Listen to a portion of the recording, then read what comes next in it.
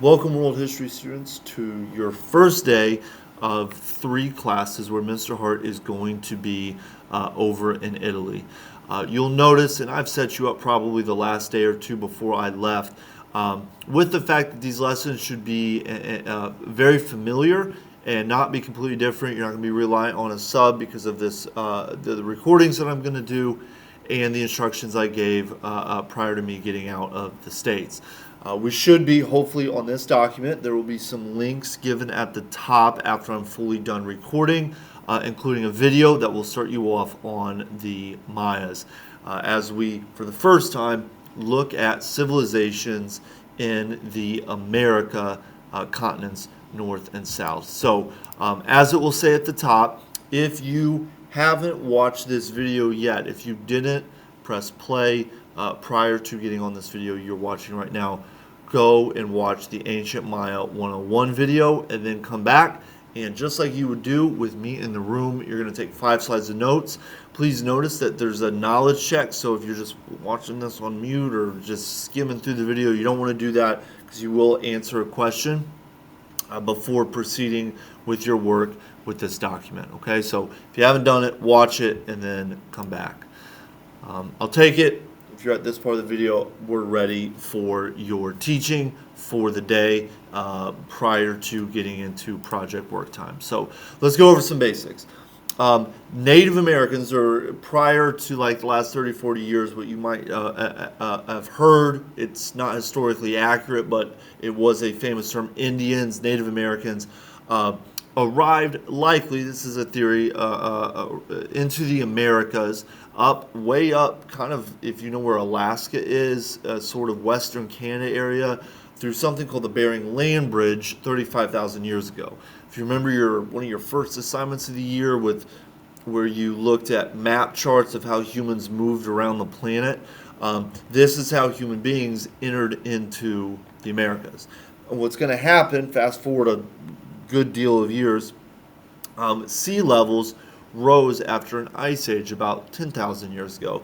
And what that did is it closed or created an ocean in between Asia, and there's an ocean already separating Europe from the Americas, and it basically closed off what would become North and South America for like 8,000, 9,000 plus years.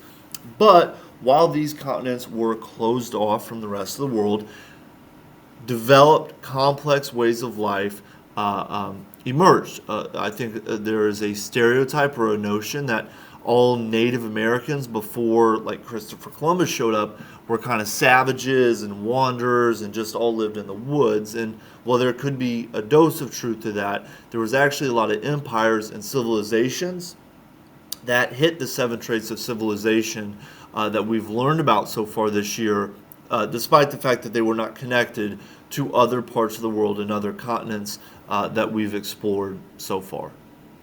Please realize, if I'm going too fast, you can always use the pause button, or if you feel like my voice is a little too slow, you can put me on like 1.25 or something like that. So when I press next here, you can obviously rewind and go back in the video. There's a map of the 3 civilizations we'll focus on: Aztecs, Mayas, Incas, of course located in the Western Hemisphere. 2 of them, the Aztecs and Mayas, are located mostly in what you would know today as Mexico, the major country south of the U.S. border. So slide 2, 3 broad themes about all Native Americans, not just the Mayas, that you should know. 1, developed societies occurred, those complex civilizations, empires, they happened a lot earlier than most people assume. This goes back to that idea that natives were just kind of isolated and spread out and no one knew each other. And in North America, there might be a little more truth to that. But for these areas where these 3 empires emerged, they had centuries of success and organization before Christopher Columbus and European explorers showed up. Number 2, and this kind of goes with what I was saying for number 1, they developed complex societies that were on the level of Europe. They had social classes, they had forms of writing and language, they had government, they had public systems, public structures and buildings and on and on. I think there's sometimes this idea in history that they were less intelligent, less skilled, and Europe and Asia civilizations were superior. They were just in a different part of the world, but in a lot of ways carved out their own ways of life, just like everywhere else. Three, I guess the worst of the stereotypes would just be like bows and arrows and hunting for food and things like that. And again, there's some truth to that. But all of these groups that we're going to learn about were terraformers.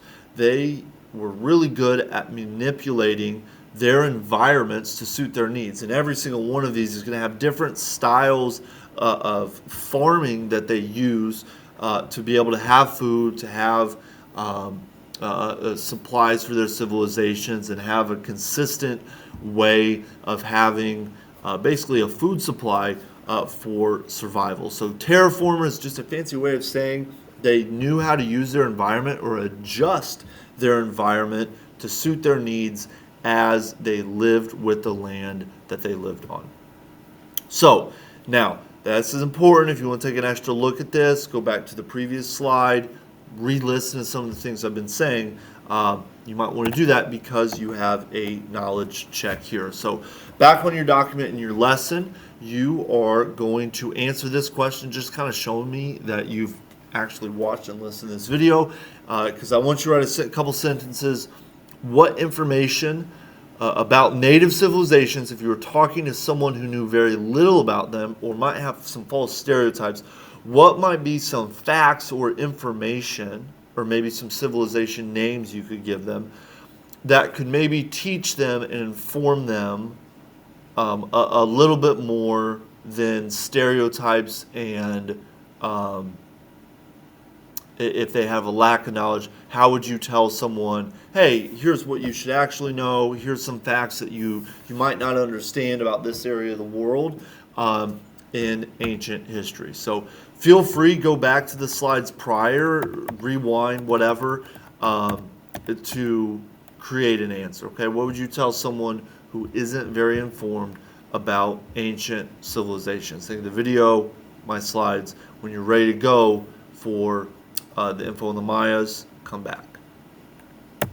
I'll take it you've done your knowledge check, and now we're going to hone in on the Mayan Empire. The Mayan civilization, I'll show a map in a second, developed on something called the Yucatan Peninsula, which is around water in and around Central America and present-day Mexico. They expanded and grew from basically before the year 0, then as the years climbed after it, about 300 BCE to 250 into the Common Era. They had a city-state model similar to the Sumerians, and at times they cooperated and banded together, having a population well into the several millions, but at times they would compete and war and fight with each other as well. So it wasn't they were always allies with each other or that they were always enemies. It was sort of a blend of both over the history of their civilization. A couple maps where you can see the larger one on the left, the Gulf of Mexico. That thing in green, which you see all the cities here on the bottom right, is the Yucatan Peninsula, where the Mayan population grew and developed at their heyday. You can see some keys there if you're interested in the years that the Mayans grew and developed in the Americas. So the big thing with the Mayas is they practiced something called slash and burn agriculture. That was their farming method. Basically, I'm not a big agriculture guy, but it basically involved a farming tactic where you did strategic burning of potential farm areas, and then in the future you were able to turn that and flip it around into great crop farming locations. And they had special ways of rotating what got burned. They would go scorched earth on an area, and then they would convert that area into a place where they could grow really, really fertile crops. It kind of goes above my head, but they were masters at it, and it helped with their food supply. At the very, very minimum, you can understand that about slash and burn. Like I said previously, they traded and fought with each other. They had social classes, just like social classes we've looked at in the past. Usually they had a male ruler. They had things like nobles and scribes and artists, merchants, farmers were most people, and they did have a slave population. So native groups, kind of just like the ones we've been learning about in other parts of the world. They did have a writing system. That's what's allowed us to understand and study the Mayan population quite a bit. It's fairly similar to what the Egyptians developed with their hieroglyphics. Oh my goodness. And then they had a polytheistic religion, astronomy and math. They had strides and achievements in those fields. And then they're also very legendary for their limestone temples, which were a unique structure that is very much synonymous with the Mayan population and empire, which I'll have a picture for you on the next slide. Do I have one more bullet here? No, I do not. So that's a little breakdown of their culture, their society. I think the biggest thing from this one would be to remember that slash and burn technique that their farming or farmers would utilize. There's an image of limestone temple in the Mayan civilization. I don't know the name of this particular one, but a lot of their buildings had that look and feel, especially if they had a religious element to them. The Mayan calendar, make sure you write this down even though it's small, you do have a slide. They're very famous for their calendars.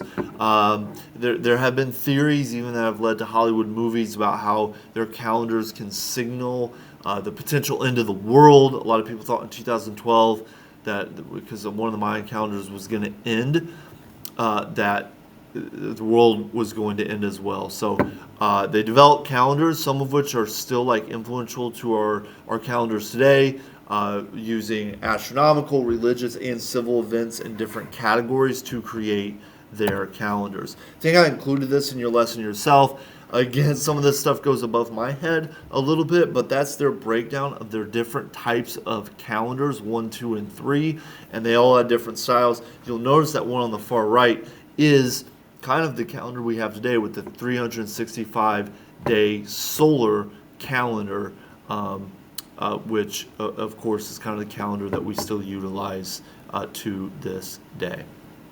So, yeah, I might put in the lesson link, but there was actually a movie about the end of the Mayan calendar and the so-called end of the world, 2012.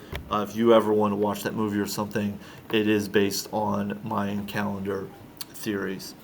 At this point, you should be done with the lesson. Hey, there's Mayan calendar, slide 5.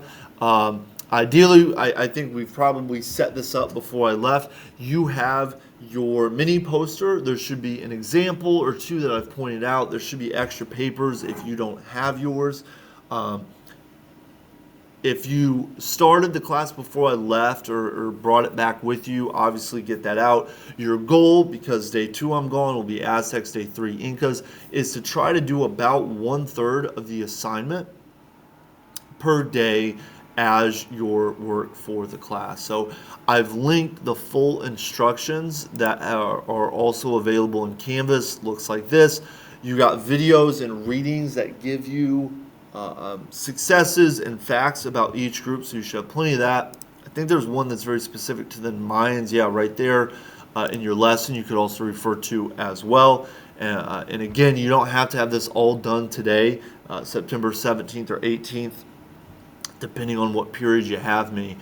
But we want to strive to be making progress, so by the time I return from my trip, you have a poster that's either done or very near to being completed. So good luck. You should get after the Mayan part of your poster. Do that 1/3 or close to it, and then you'll be ready to go for your Aztec class on should be Thursday and Friday. So good luck. Show respect to the sub and work hard.